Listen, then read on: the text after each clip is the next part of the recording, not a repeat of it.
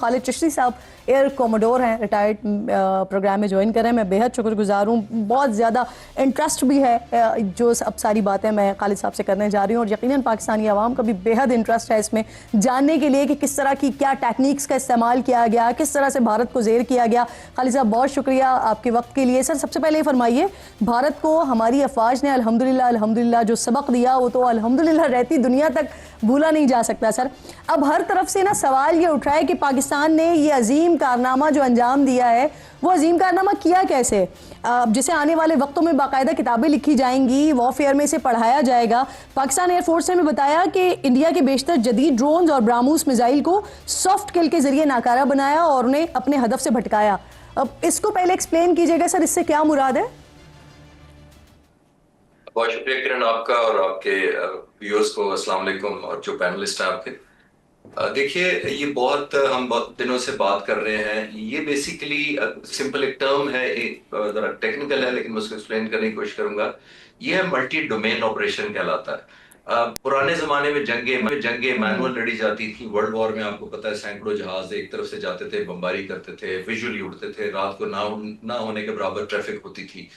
ये एक यूनिक है, लोग इसको वर्ल्ड वॉर से कंपेयर कर रहे हैं, जो मैं डिफर करता हूँ। वर्ल्ड वॉर में फिजिकल देखा जाता था दिन के वक्त जहाजों पे, और फिर वो डॉग फाइट जो मशहूर लफ्ज है उस वक्त लड़ा जाता था। ये बिल्कुल यूनिक और डिफरेंट थी कि तकरीबन 110 जहाज हवा में हैं। हिंदुस्तान के SU-30 जहाजों में डुअल सीटर वाले जहाज है। इसका मतलब है कि हमारे अगेंस्ट तकरीबन 80 से 90 पायलट थे 40 के मुकाबले में, और सारे के सारे ये 110 जहाज बियॉन्ड विजुअल रेंज मिसाइल से लेस थे। और अब तो आई एम श्योर हमारे व्यूअर्स को बहुत क्लियर हो गया है कि वो बियॉन्ड विजुअल रेंज मिसाइल क्या होता है। तो ये अब जंगें स्टैंड लोन नहीं लड़ी जाती।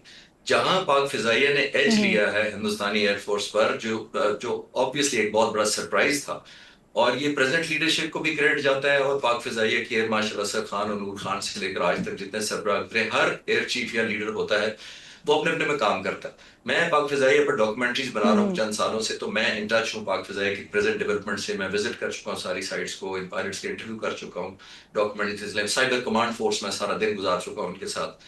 तो ये मुझे जब बताया जाता था तो यकीन करें मेरे लिए भी बिल्कुल नया एक्सपीरियंस था, बिकॉज हमने जो ट्रेनिंग ली थी वो मल्टी डोमेन ऑपरेशन में नहीं ली थी। अब जब लड़ाई लड़ी जाती है तो अब फाइटर जहाज होते हैं, स्क्वाड जहाज होते हैं, पीछे जैमर्स या अर्ली वार्निंग्स होते हैं, एयर टू एयर रिफ्यूजल्स होते हैं। जी खालिद साहब, ये जो आप एक तो मल्टी टेक्निक्स का इस्तेमाल किया गया और काफ़ी सारी चीज़ें हमारे सामने नई नई आई ना। अभी जो हमने रफाइल गिराए, J-10C से हमने रफाइल गिराए, और उससे पहले हमने जो कम्युनिकेशन सिस्टम था उसे हवा में ही जैम कर दिया था। ये क्या टेक्निक थी सर? देखिए, एक आपको याद होगा एक 30 तारीख को 4 राफेल के बारे में आप लोगों ने न्यूज ब्रेक की थी कि उनको जैम कर दिया तो वो श्रीनगर जाकर लैंड कर गए। ये हमारा पहला वॉर डिटरेंस ऑप्शन हमने यूज किया था पाक फिजाइया ने, जिसका मतलब कि था हम बताना चाहते थे हिंदुस्तानी एयरफोर्स को खास तौर पर कि अगर जंग हुई तो आपने इन कंडीशंस में और इन एनवायरनमेंट में हमारा मुकाबला करना है।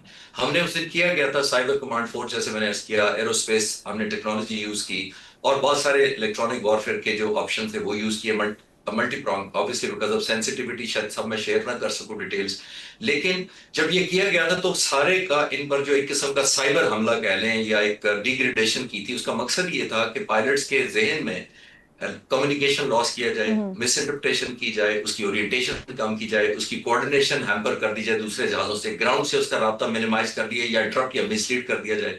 जब ये सारा कुछ करते हैं तो एक चीज हम अचीव करना चाह रहे थे, उन पायलट्स के जहन में जो कॉन्फिडेंस था उसको शैटर करना, यानी वो इनसिक्योर हो जाए, अनश्योर हो जाए कि जो मैं मिशन करने जा रहा हूं इसमें कोई खलल है, there is something wrong, simple लफ्जों में। तो जब वो वहम पैदा कर दिया, और जो वहम नहीं था वो एक्चुअल तो हकीकत ही था, तो उनको इनसिक्योरिटी फील हुई, तो दे लैंडेड श्रीनगर जाके उन्होंने पैनिक लैंडिंग की थी just to save the aircraft. हालांकि वो अंबाला से आए थे जो कि दूर है बेस।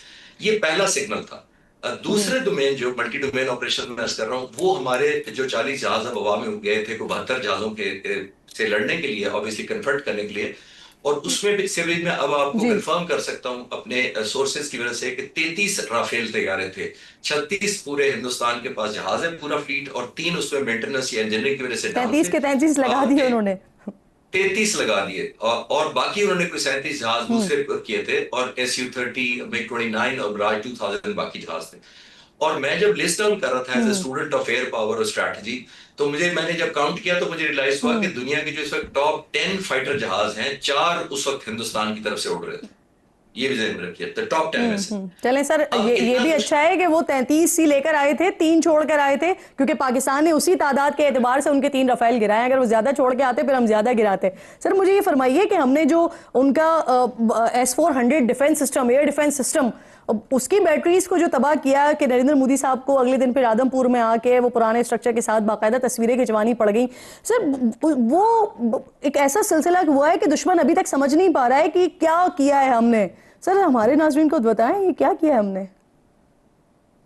ये भी बहुत पर्टिनेंट सवाल है और ज़ाहिर है बहुत से व्यूअर्स इंटरेस्टेड होते हैं। देखिए, हमने जब आप जहाज़ों को मारते हैं तो टेक्निकली, इमोशनली तो बहुत बड़ा सेटबैक है, मोटिवेशनली बहुत बड़ा सेटबैक है। आपने फाइटर जहाज मारे, उनका क्रेडिट मैं नहीं ले सकता, या कोई भी नहीं ले सकता, लेकिन जो कॉन्फिडेंस शैटर करता है वो 5 या 6 जहाज 1000 जहाजों में से कम न्यूमेरिकल नंबर से नहीं होता। उस तरह कॉन्फिडेंस शेक होता है उस आईज से, वो आंखें तबाह करने से या डैमेज करने से या डिसेबल करने से, जिसे हिंदुस्तान ये समझ रहा था कि पूरा हिंदुस्तान के ऊपर एक डोम है जो हमारे पूरे हिंदुस्तान को सिक्योर करेगा। कोई जहाज, missile, weapons, ballistic missile, drone जो आएगा उस डोम से टकराएगा और तबाह हो जाएगा।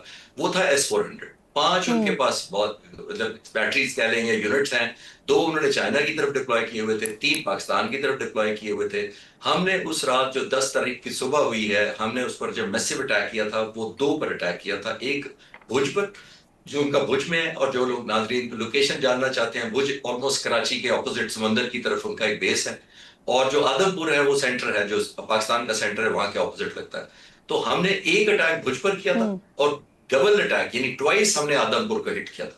मैसेज हम ये देना चाह रहे थे, और टारगेटिंग पर मैं बाद में आता हूं, मैसेज हम ये देना चाह रहे थे कि जब आपके इस मिसाइल को हम करेंगे हिट, तो वो प्राइड था उनका और सेंस ऑफ सिक्योरिटी थी और एक कॉन्फिडेंस देता था उनको जंग लड़ने में या जंग कंटिन्यू रखने में। हमने उस हर चीज को हिट किया उस दिन। 26 टारगेट्स में से जो उनकी वॉर फाइटिंग जो कन्विक्शन थी उसको डैमेज कर सके। और फिर मैं जैसे अर्ज कर रहा हूं कि फाइटर बेसिस जब हिट करते हैं तो बेस थोड़ी देर बाद आप रिकवर कर सकते हैं, अगले दिन आप रिपेयर कर लेते हैं।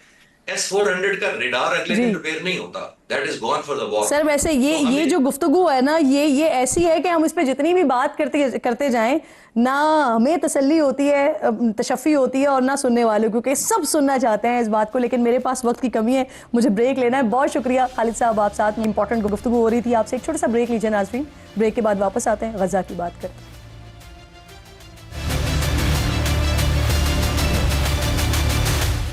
Welcome back once again. Israel ने गजा पर मुकम्मल कब्जे के लिए नए ऑपरेशन का आगाज़ कर दिया है। ऑपरेशन इरबात जदौन के दौरान सिर्फ गुज़िश्ता 24 घंटे में 150 से ज़ायद मकामात पर हमले किए गए।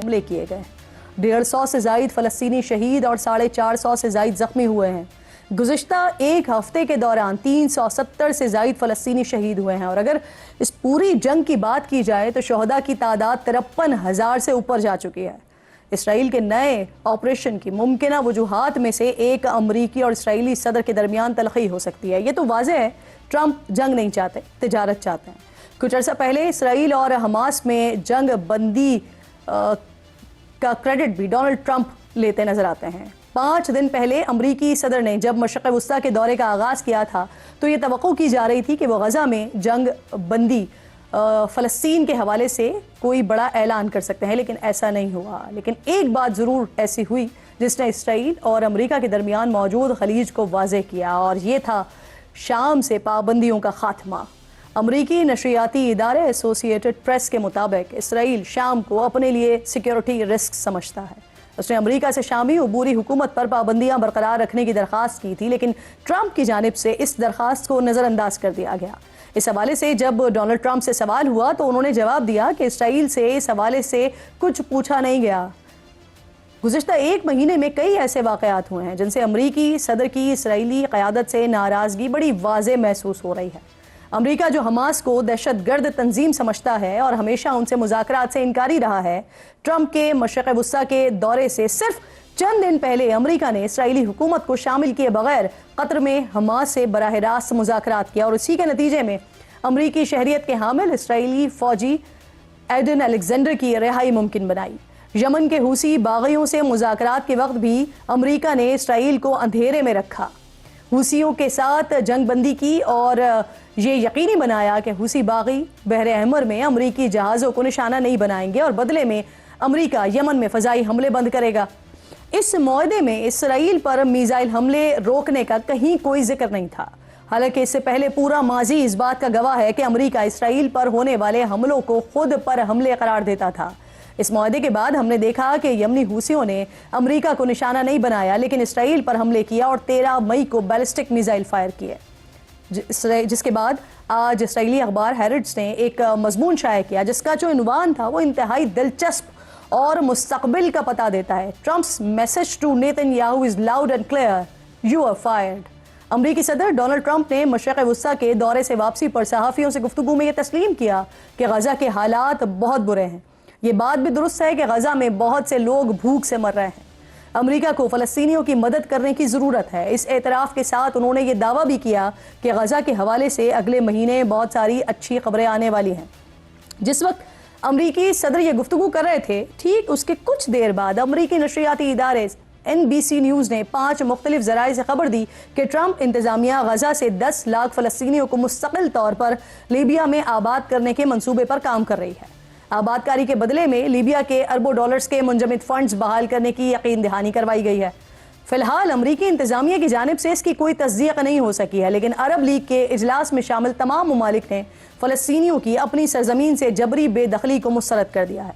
सऊदी वज़ीर ख़ारजा ने अरब लीग के इजलास से खिताब में कहा कि फ़लस्तीनियों की मर्जी के बगैर किसी भी मंसूबे को कबूल नहीं किया जाएगा।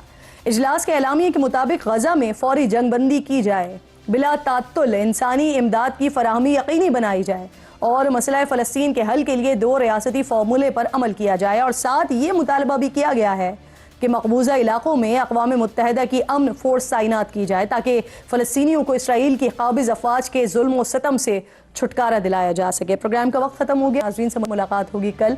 अपना और अपने मुल्क का ख़ास ख्याल रखिए। फ़लस्तीन को, कश्मीर को अपनी दुआओं में याद रखिए। अल्लाह के बाद।